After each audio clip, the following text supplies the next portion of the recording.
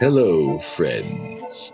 It's delightful to see you again. Welcome back to the Gallery of Curiosities. I am once again your humble host and caretaker, Leopold.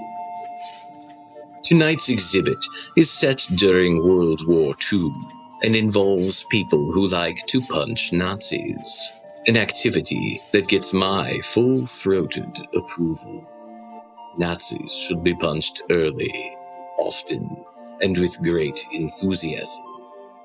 Although even in the middle of war, love can bloom and grow like a flower from a crack in the sidewalk or fungus on a corpse.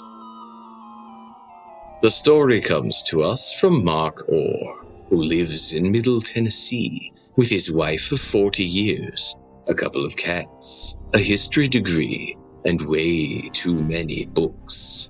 On his best days, he gets to play with his grandchildren, currently 4, with a 5th expected by the end of 2021. His hard-boiled supernatural mystery novels, Smarter Than the Average Werewolf, and Dead Women in Love, are both available from Dark Recesses Press. He has recently returned to writing short stories, a form in which he had a small degree of success during the first decade or so of the current millennium.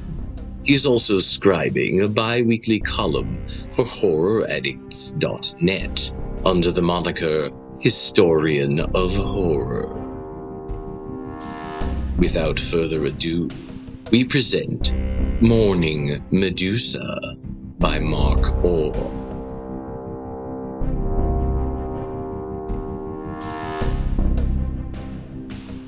We beached the E-boat we stole from the small German base on Crete and walked up the hill that was the most prominent feature of the tiny unnamed island.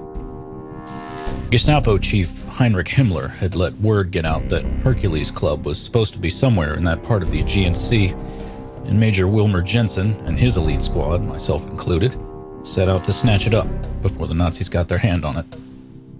Just another in a long series of similar missions. Bennett scanned the skies for stray recon planes while the Major and I stood on the bald knob and surveyed the terrain.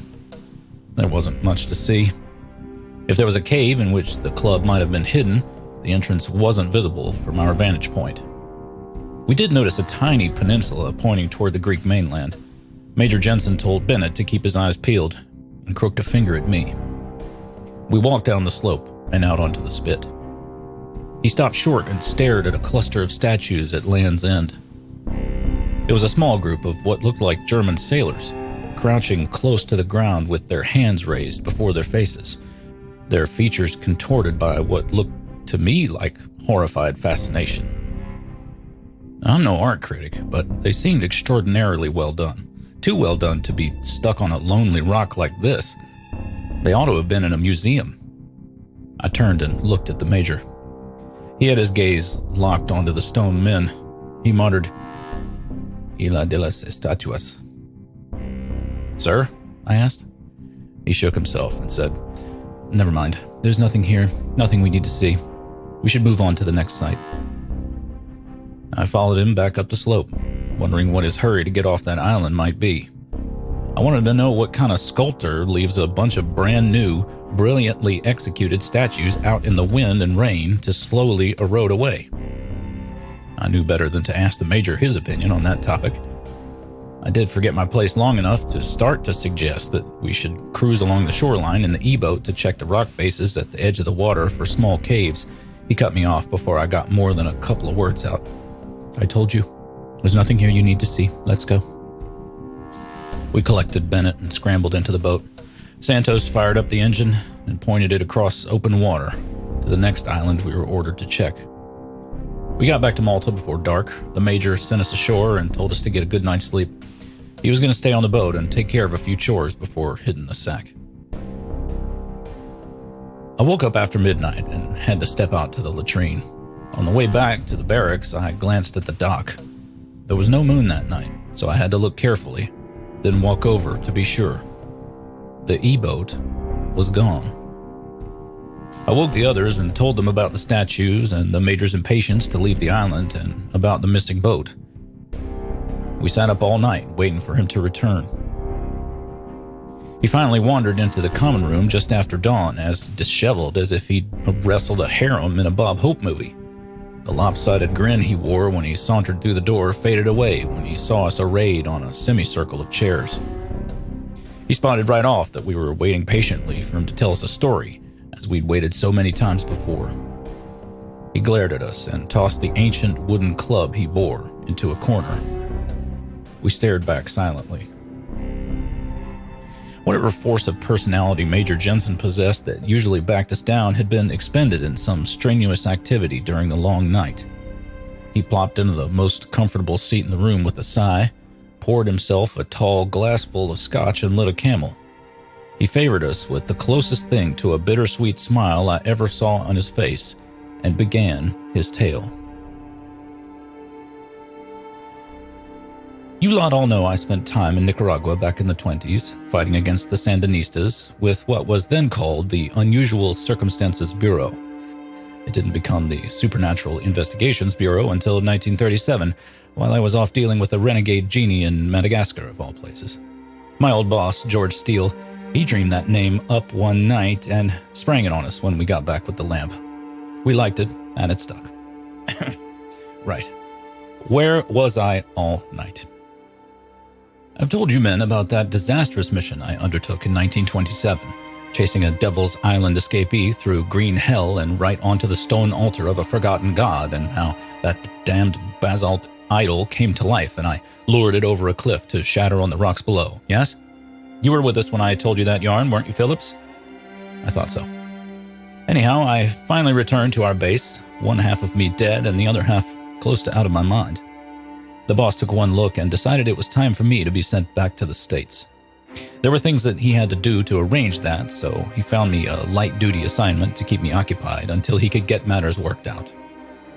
I'd had enough of Central America, so I didn't argue when he posted me on a tiny island off the coast, Isla de las Estatuas, as the first stage on my way home. Before you translate that, Drago, it means Island of the Statues.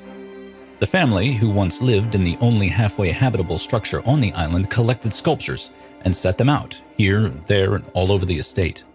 Some years after they died off, the Bureau leased the island and used it to track and intercept shipments of supplies to Sandino and his rebels. Since Sandino never got supplies by that route, it was deemed a duty so light as to be virtually non-existent. Perfect for the human train wreck I'd become. I didn't mind. I was content to stew in my own juices after what had happened in Costa Rica. I barely left the house the first month, and might not have done so then if I'd not drunk up my whole supply of liquor in the first 3 weeks. Eventually, I pulled myself together and made a show of watching the channel between me and the mainland at night. There was nothing to see. There never was anything to see except blue water flowing to and from the Caribbean. I gave up after another week and took to exploring my temporary home. The house was typical of that place and the earlier century in which it was built. I'd set up housekeeping in the intact southernmost wing. The other parts of the house were held up mostly by the hopes and wishes of whatever ghosts still lived there. I never saw one, but my experience has always been that any house from which the tenants vanished mysteriously retains psychic traces of those lost souls. I decided the tumble-down side must have been the family's favorite, as the bulk of the estate's statuary was congregated outside what was left of its walls. The few pieces on my side of the building were your standard copies of classical figures, down to a plaster Venus de Milo, probably cast within a few years of the original's discovery in 1820. She'd lost some definition over the decades, to put it mildly. Had I not seen the real Venus, stumbling around the Louvre, looking for her lost arms a few years before, I would likely have not recognized her. The other pieces on the south side were more of the same, nice in their day, but sadly worn by the tropical climate. The statues on the north side, though, were a whole nother thing. It wasn't just that they weren't simply copies of better-known works. They were completely intact, as if they'd been carved only a few years before. And the stone was harder than you'd normally find in that part of the world. I'm not sure how common marble is in Central America, but I somehow doubt the entire supply would have been enough to make up the stone population on the north side of this house. They look to be the work of a master sculptor, taking his inspiration from living, moving subjects. The figures seem to be about to jump off in all directions and run away from you, as if anyone who looked upon them frightened the living daylights out of them. They weren't classical subjects either. The figures were clothed in modern garments, or at least not togas and chitons. The ones closest to the house were dressed in finery from the late 18th century, breeches and cravats on the men, full skirts and mantillas on the women. Farther away, they wore frock coats and top hats and bonnets bedecked with ostrich feathers, each one exquisitely carved. All bore expressions of panic and postures of being on the verge of flight.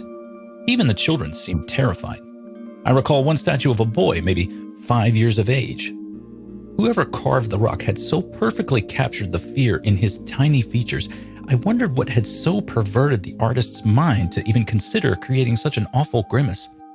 Even so, the skill with which even so horrific a set of works had been accomplished forced me to respect his artistry, even as I hoped to never meet anyone so warped in their mind and in their heart. Each night, after my cursory glance at the channel through which no vessels ever passed, I wandered farther and farther away from the house, admiring the repellent statues that marched in agonized postures into the jungle beyond the overgrown lawn and garden.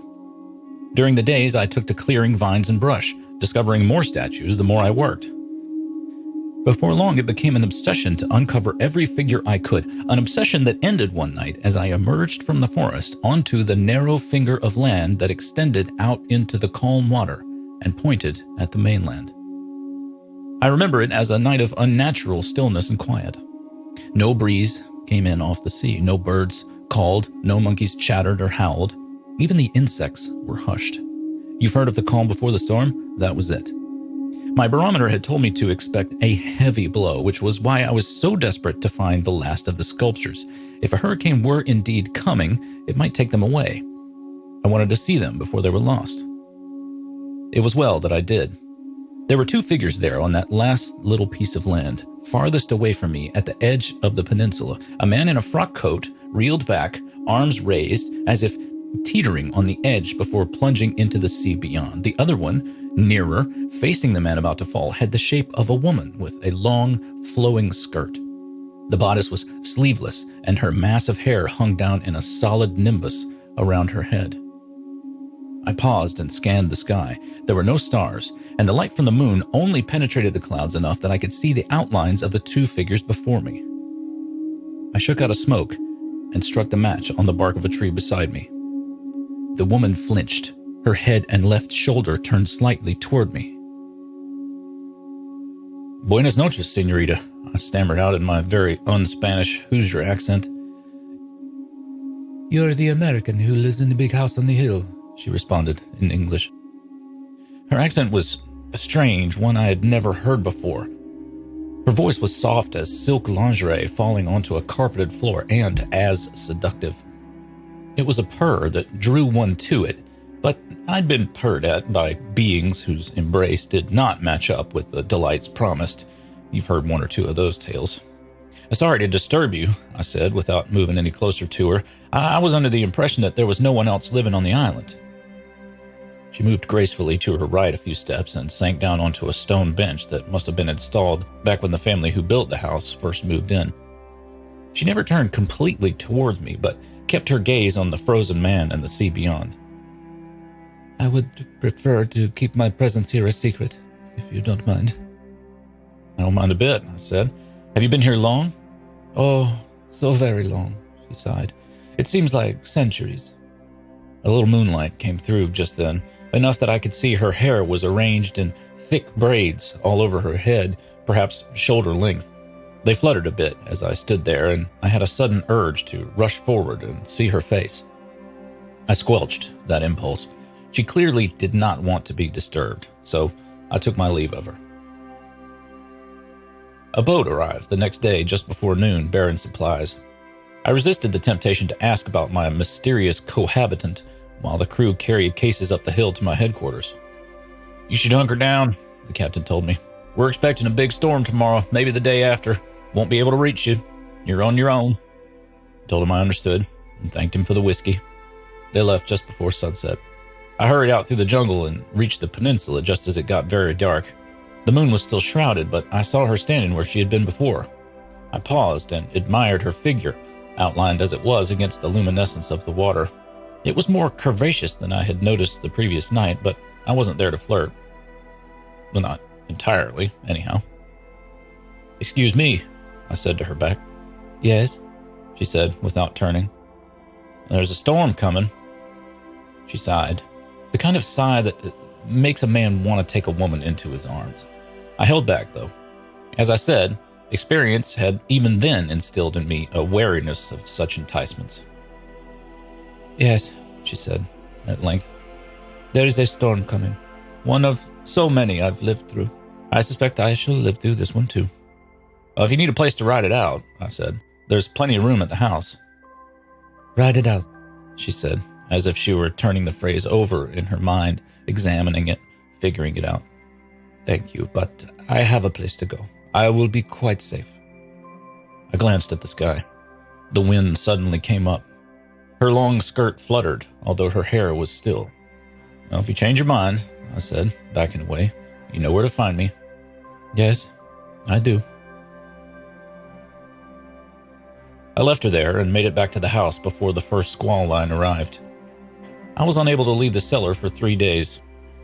When I emerged, the house was covered in palm fronds, but as far as I could tell, intact. Some of the nearer statues were badly damaged, however. 1 or 2 were gone altogether. I spent the day clearing debris away from the doors and walkway I had to use to get out and about. It was full dark when I made my way to the only spot on the island where I thought I might find my mysterious neighbor. The air was still and almost as sultry as it was on the night of our first meeting. The moon was unobscured, a barely visible crescent among a myriad of stars. In what light it shed, I saw her standing there on the spit, a dark figure outlined in faint white. She stared out at the water, looking through the place where the statue of the falling man had been a few days before. "Your friend seems to have taken a powder," I said at her back. I expected to hear sadness in her voice, but there was a lightness in it I had not heard before. She didn't exactly laugh, but I imagined there was a smile on her face. "I have never heard that expression," she said, "but I think I understand the sentiment. Yes, he has left me quite alone out here." "The cad," I said. Her braids swayed in the dim light as she started to turn towards me. She didn't finish the movement. "Perhaps he was jealous of my new suitor," she purred. She turned her head back around to face the sea. "A suitor should know the name of the object of his affections," I said. She took a moment to answer. "You may call me Emma." I gave her my name. She admitted she was happy to know me. She sat again, her back still to me. I found a rock behind me to plant myself on. I asked her where she was from. She raised a long arm toward the east. "Very far, that direction," she said, then pointed north. "And you are from there." I confessed to that truth. "I would have liked to have visited America. The last family who lived here had magazines with pictures from America in them. They left them here when they went away. I still look at them." "I'd love to show you my country," I said. "It's a pretty impressive place." She sighed, deeper and with a heavier weight of melancholy than I had ever heard before from her or anyone else. "I wish you could. The Statue of Liberty must be something to behold." "I would think you'd be sick to death of statues," I said. Her back stiffened, and her braids seemed to flare out on her head. "I am," she said, more coldly than she had spoken up to that point. I began to apologize, but she cut me off. "No, I am the one who should be sorry. You could not know, and you have been nothing but a complete gentleman since we first met. You did not deserve to be spoken to in that manner." Her back and her hair relaxed again. When the silence grew uncomfortable, I cleared my throat and said, "I got in some interesting cases of preserved foods just before the storm hit. If you're hungry, I'd be happy to exercise my skill at opening cans and heating the contents in what's left of the kitchen up there." She raised her arms to indicate the jungle around us. "My wants are more than met by the natural world. Fruits, berries, and nuts fill my needs nicely, but I thank you for your kindness." "Well then," I said as I stood, I'll take my leave of you. I've had a long, busy day and expect another one tomorrow. If you need anything, you know where to find me." "I do," she purred as I turned away from her. And so she did. Something woke me late that night, a slight noise or a scent or a feeling I cannot attribute to any of the regular array of senses. I sat up in my bed and looked to the doors that opened onto the patio beyond. A female form cast a shadow into the room, lit from behind by the dim light from the waning moon. The chiaroscuro figure swayed gently in the breeze. I reached out and pulled aside the mosquito netting. She walked towards me and stood over me a long moment. She had piled her hair up on top of her head and wound a turban around it. She wore nothing else. I moved over and she slid into the bed beside me. I'm far too much of a gentleman to describe the events of that night. I'm sure you reprobates can fill in the picture in your own feverish minds. I will only say that she never let me disturb the turban she wore on her head. I was allowed to explore her face and her body with my hands, and I found them as soft and smooth and as perfectly shaped as I've ever known a woman's form and features to be. I came up with a pretty good idea of what she looked like, and that was more than enough for me. We lay there afterwards, basking in each other's warmth. I raised a hand to caress her cheek, and something stung my hand. She sat up and tucked a loose strand back under the turban while I clutched the wound. It burned like a coal that falls off the end of the cigarette, but deeper, down into the soft tissues. She grabbed my hand and clamped her mouth over the sore spot. She sucked at it, and my head reeled. I grew faint and remembered nothing else until just before dawn. I awoke and staggered out of my room and into the darkness outside. I stumbled down the path to the spit where we'd met before. I fell across the stone bench, half conscious, and looked to the east as the light of the sun first colored the sea at the horizon. There was a boat out there on the water, a small craft with a white hull and a single triangular sail. I got to my feet and found the path down to the beach. 4 new statues had appeared in the sand, sculptures of armed men charging forward like an invading force. I ran between them to the edge of the surf and stared at the boat.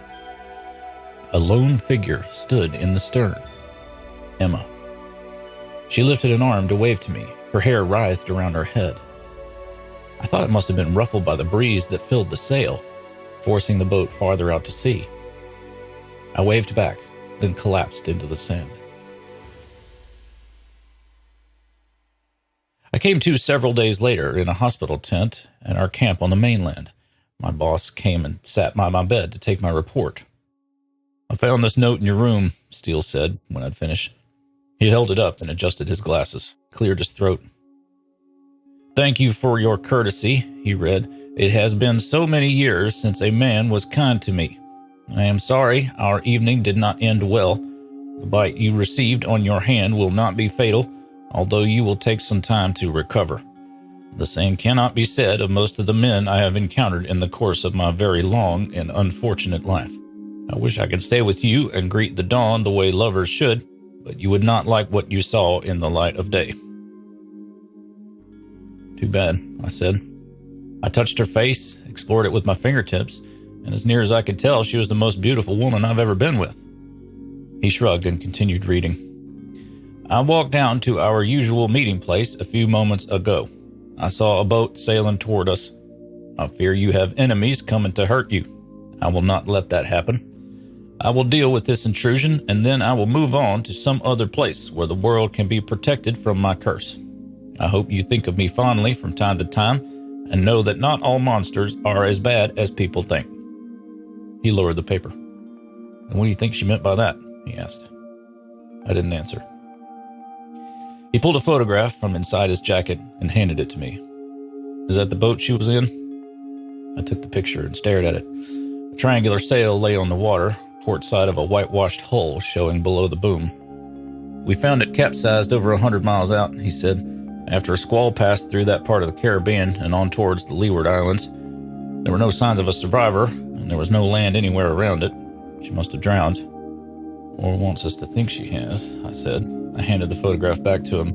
"Maybe it's best if we do." "Those 4 statues on the beach," he said. "They weren't there when you arrived on the island." "No, they weren't," I responded. How you think they got there? What bit my hand? I asked. He leaned back in the chair. The doctor says it was a small venomous snake. He found traces of a neurotoxin like a cobra's, but someone had sucked most of it out. I guess I must have loosened her turban, I said. Just a little, just enough. Steele sat a long time before nodding and leaning forward. He was patting me on the shoulder. You'll be back home in a few days. I've arranged for you to recuperate at my place in Tennessee. He stood. You're a lucky man to have survived an encounter with her. I think we both have a good idea who that was. None of my dates ever had snakes for hair. I gave him the best grin I could muster. Luck is a family trait. He nodded and walked away. I let the grin fade. I calculated that I might not be able to rely on the old Jensen luck to save me if I ever ran into her again, which was a distinct possibility, given my chosen profession. It's not that I actively went looking for her, you understand. That would be foolhardy. But I did keep my eye out for any reports of suspicious statuary turning up in unexpected places. There were no such reports, as far as I've been able to discover for a very long time, until yesterday. I let myself think that Emma did drown in the sea. I hated to think so, but I had no reason to disbelieve it. I always considered it to be a terrible shame, though. Monster or not, she did me a good turn, and deserved better than to end 3,000 years of misery and horror so alone and forgotten.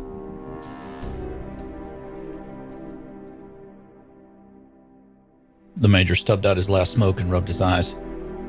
He drained his glass and told us he was going to hit the hay. No wonder you wanted us off that island, I said before he could get out of his seat. Believe it or not, you men do have some small useful role to play in winning this war. I couldn't risk losing even one of you. We appreciate that, Santos said. I'll see you found the club, Bennett pointed out. The Major eyed the artifact. Yes, I did, last night. On the same island you chased us off as fast as you could, I said. You went back there, you found it, and you found your Emma. He gave me a long stare before answering. Let's just say I'm no longer mourning her. And you're much too much of a gentleman to explain what you were up to for most of the night, I pointed out. I spent a good portion of it tracking down that blasted stick you bums are too lazy to fetch for yourselves, the Major growled. Whatever else I might have done has been on my own time, and none of your damn business. He cleared his throat and stood. The plane for Tibet leaves at 1800 hours, he said. Get your cold weather gear packed, then catch a few winks. We got a lot of work to do once we get there. Occult artifacts don't find themselves. We got to our feet and pointed our toes in the direction of our bunks. We were almost to the door when Bennett turned and said, Wait a minute, Venus de Milo did what? Drago yawned and stretched. Wandered around the Louvre looking for her arms. That's what he said anyway.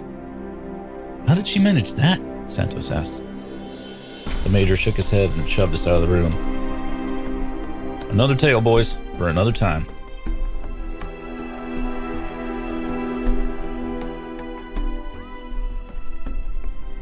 I would have done the same.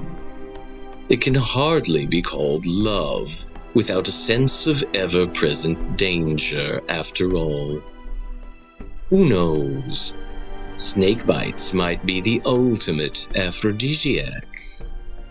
Some of the neighborhood children were playing out in front of the gallery this evening, and they came across one of the snakes that make their home here. One of them asked me, Sir, is this snake poisonous? I gave it a glance and assured him, no, that snake's not poisonous at all. So the boy picks up the snake, which bites him, and the boy starts to spasm and foam at the mouth as the other kids look on in horror. I continue, but that snake is venomous. Poison is ingested or absorbed, while venom is injected. Never interrupt your elders in the middle of a sentence. Tonight's story was read for us by Jim Hodgson, a humorist from Atlanta, Georgia. He writes, produces, and acts in Bad Gladiator, a full-cast audio comedy set in ancient Rome. And now, friends, to send you off with one of my favorite traditional toasts. May the devil cut the toes off your foes, so that you may know them by their limping. Gallery of Curiosities is produced under a Creative Commons International 4.0 non-commercial attribution, no derivatives license. All story copyrights remain with the authors. Music was sourced from filmmusic.io. This episode was produced in July of 2021. For full show notes, visit us on the web at gallerycurious.com.